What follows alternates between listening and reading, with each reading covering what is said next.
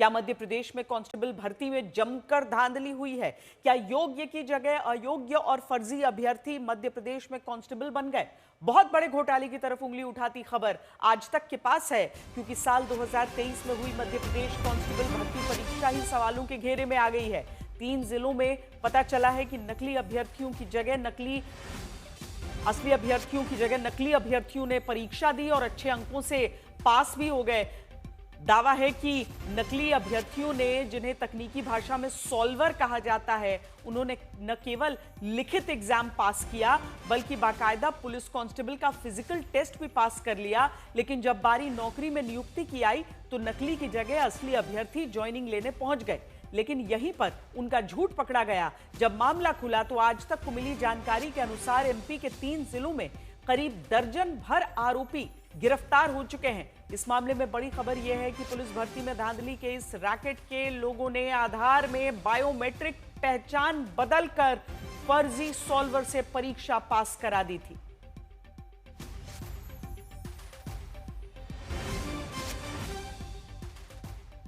हमारे साथ हमारे संवाददाता रवीश पाल सिंह इस समय जुड़ रहे हैं। रवीश, ये बड़ा घोटाला है, बड़े पैमाने पर जो चीजें सामने आई हैं, आगे हम किस तरह की कार्रवाई इस समय हम उम्मीद करें? ये जो गिरफ्तारियां हो रही हैं, ये किसकी हो रही हैं?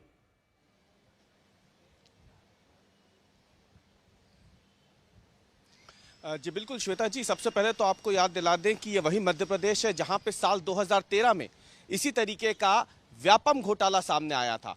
व्यापम घोटाले में भी मेडिकल परीक्षाओं में बकायदा नकली सॉल्वर जो है उन्हें मोटी रकम देकर के परीक्षा दिलवाई गई और बाद में उन्हीं के आधार पर मेडिकल सीटों पर दाखिला हुआ था। ये मामला कितना बड़ा हुआ था ये हम सभी जानते हैं। पूरी दुनिया में इससे मध्य प्रदेश सरकार की किरकिरी हुई थी। अब देखिए, करीब 13 सालों बाद इतिहास एक बार फिर से अपने आप को दोहराता है और अब मध्य प्रदेश कांस्टेबल भर्ती परीक्षा जो है, जो 2023 में हुई थी और जिसका पहला परिणाम 2024 में आता है और इसी साल मार्च 2025 में इसका अंतिम परिणाम जारी होता है। तो ये जब अभ्यर्थी जो करीब 7090 कांस्टेबल चयनित हुए थे इस परीक्षा के बाद, जब वो ज्वाइनिंग के लिए गए तो उनके बायोमेट्रिक पहचान जो कि परीक्षा से ठीक पहले और परीक्षा के ठीक बाद जब बदले गए तो इस पे जांच समिति को संदेह होता है। और फिर जब कर्मचारी चयन मंडल से ये आंकड़े मिलाए जाते हैं, डाटा इनका मिलाया जाता है, बायोमेट्रिक डाटा जो इनकी पहचान थी, फिंगरप्रिंट से लेकर के चेहरे का मिलान हो, वो सभी बदले हुए दिखते हैं। यानी जो शख्स परीक्षा देने गया उसकी बायोमेट्रिक पहचान अलग और जो शख्स ज्वाइनिंग करने आया उसी नाम से उसकी बायोमेट्रिक पहचान अलग।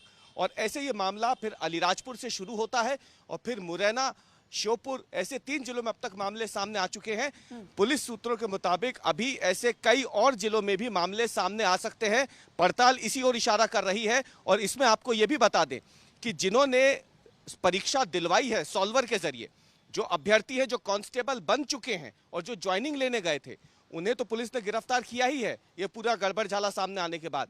जिन्होंने परीक्षा दी थी, यानी जिन्हें हम सॉल्वर कहते हैं, जिन्होंने पैसे ले करके परीक्षा दी किसी और के स्थान पे, उन्हें भी पुलिस ने गिरफ्तार किया है। और सबसे बड़ी बात यह है कि इस मामले में पुलिस ने श्योपुर जिले में 3 ऐसे लोगों को गिरफ्तार किया है जिन्होंने आधार कार्ड में बायोमेट्रिक पहचान को बदला था। बड़ी तो ये पूरा का सीरियस पूरा एक चीज है। संगठित गिरोह जो जिस तरह का ये इसमें पूरा मामला आया है, पुलिस जाहिर है इस पूरे सारे पहलुओं को जांचेगी। लेकिन जिस तरीके से आधार के बायोमेट्रिक्स, जिनको कहा जाता है कि एक व्यक्ति का बायोमेट्रिक अगर हो तो किसी तरह का कोई भ्रष्टाचार वहां नहीं हो सकता है, किसी तरह की गलत पहचान नहीं हो सकती है, उसके साथ छेड़छाड़ एक बड़ा सवाल है। बहुत शुक्रिया रवीश इस जानकारी के लिए।